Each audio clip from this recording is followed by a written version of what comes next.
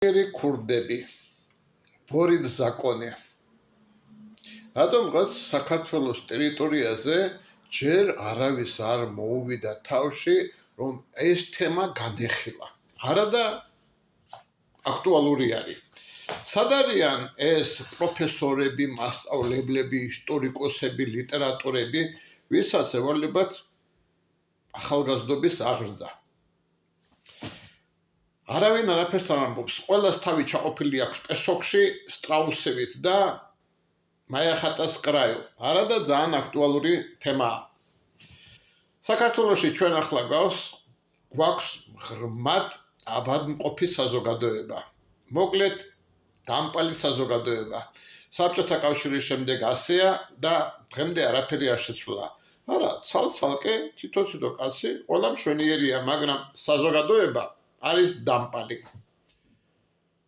რატომ ასე ალბათ შაჰ-აბასის დროიდან მოდის როცა მოსახლეობა ერთს ამბობს მეორეს ფიქრობს მესამეს აკეთებს და გამოდის სულ სხვა მეოთხე ამას ქვია პიროვნების გაორმაგება პიროვნების გაორმაგება საერთოდ ევროპაში ითვლება ფსიქიურ აშლილობად ეს არის შიზოფრენიის ერთ-ერთი ნაირსახეობა და მას მკურნალობენ მაგრამ ევროპის გარდა მსოფლიოში კიდევ სავსეა ქვეყნები სადაც მოსახლეობის 95% პიროვნების გაორმაგებითაა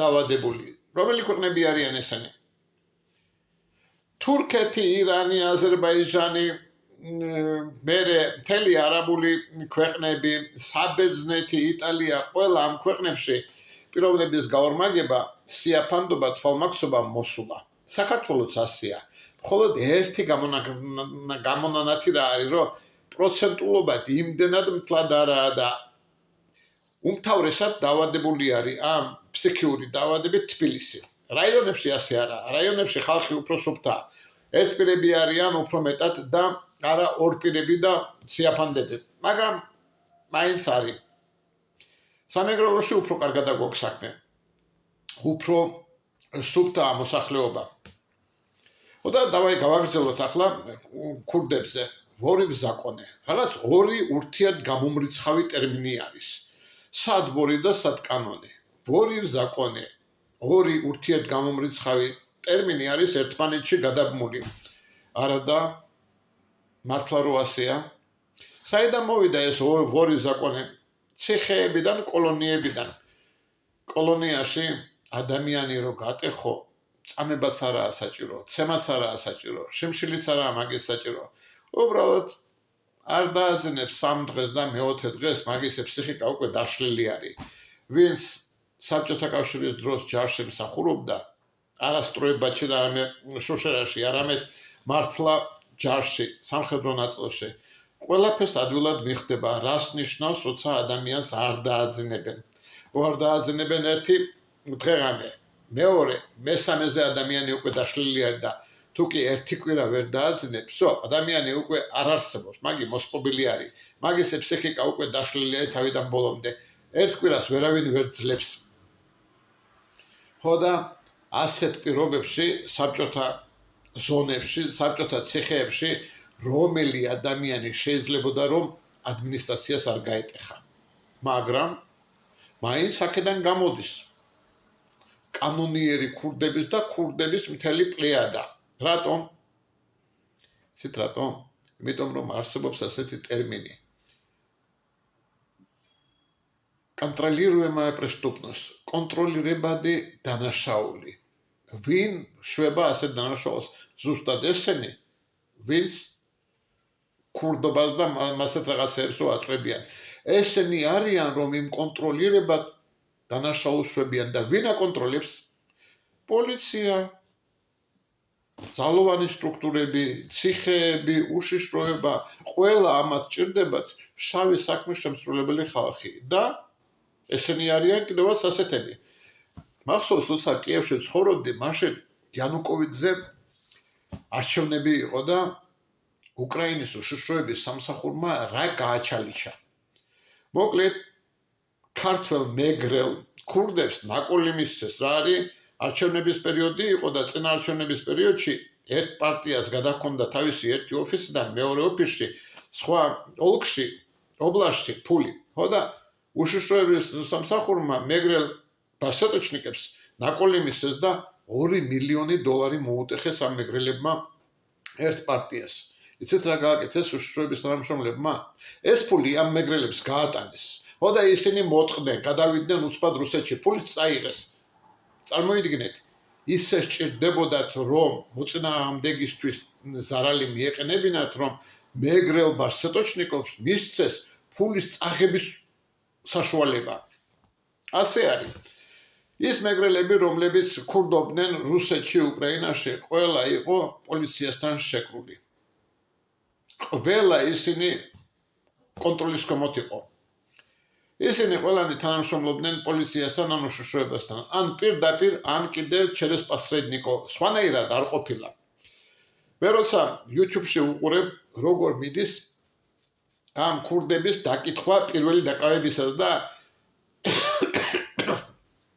როგორც წესი დააყენებენ ამათ პიონერები ვით კამერისგან და ეკითხებია კანონიერი ქურდი ხარო და იმდენად გაუნათლებელი და იმდენად არაფერი რო არ იციან ისეთი ხალხია, რომ ამაზე შეკითხვაზე, რომელიც მაგათი ჩამჭრელი არის, პასუხიც ვერ მოიფიქრეს. ნიუჟელი ერთი კაცი ვერ გამოჩნდა, რომელსაც თავში ჭკუა აქვს და ამ შეკითხვაზე უპასუხოს, რომ არა ბატონო, მე ნაუჩნი სატრუდნიკი ვარო.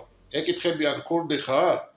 ნაუჩნი სატრუდნიკი ვარო და ნახოთ, მე ეს პოლიციელები რას ეტყვიან. არა, ასეთიც ვერ აღმოჩნდა. რატომ? იმას, ვისაც ჩვენ კანონიერ ქურდებად გვისაღებენ, არიან უმთავრესად ნარკომანები და ძალიან დეგრადირებული სასტავი. ძალიან იშვიათად ვნახე, რომ რომელიმე და შესანიშნავი პიროვნება იყო. ერთზე მახსოვს, კიევში იყო ერთი აფხაზი მეგრელი კაცი, რომელს მართლა აქებდნენ. რომელიც ძალიან დიპლომატიური კაცი იყო, უკვე გარდაიცვალა და კაცხონოს ღმერთმა. არადა სახელმწიფო ძალიან პოპულარიზაციას უწევს ამ ქურდებს. რატომ? რისთვის? იმიტომ რომ ჭირდებათ. რა შეჭირდებათ? აგერ გავიხსენოთ ახლა თბილისელი ქურთი რო იყო, დედხასან. რო შეხედავდი, არაფერს არ წარმოადგენდა და ისეთი რეკლამა გაუკეთეს, ისეთი პოპულარიზაცია გაუკეთეს ამ ქურთ კაცს, რა არის ქურდი არისო, რომ თურქეთში ქურთებმა მაგის ამბავი იცოდნენ და მაგან დამაფიქრა.